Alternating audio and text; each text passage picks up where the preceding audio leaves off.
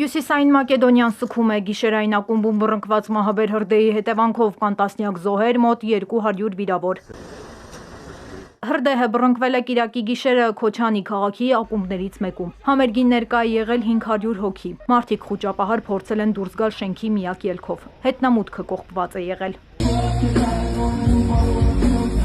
Տեսանյութում դրվագներ են, թե ինչպես է նվագախմբի ելույթի ժամանակ բռնկվում տանիքը, կրակը կայծակնային արագությամբ է տարածվում։ Ականատեսներից մեկը պատմում է, որ մարդիկ միմյանց տրորելով են փորձել փրկվել։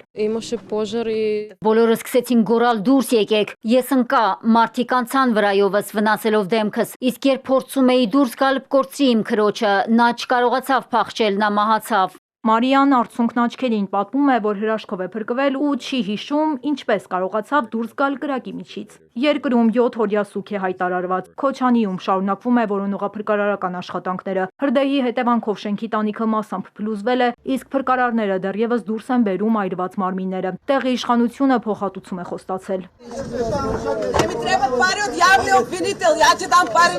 Ես փող ունեմ, որ թաղեմ իմ երեխային, նրանց փողը ինձ պետք չէ, ինձ պետք է իմ երեխան, ես երջանիկ կյանք ունեի, բավականաչափ գումար ունեի, բայց հիմա իմ երեխան չկա, իմ միակ երեխան։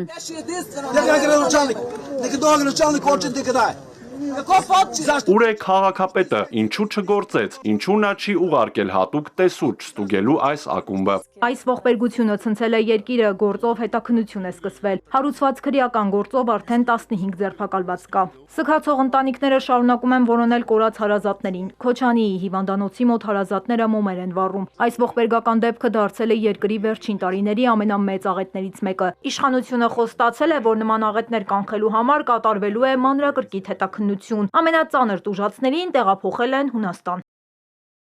Լենա Կարապետյան, Էպիկենտրոն։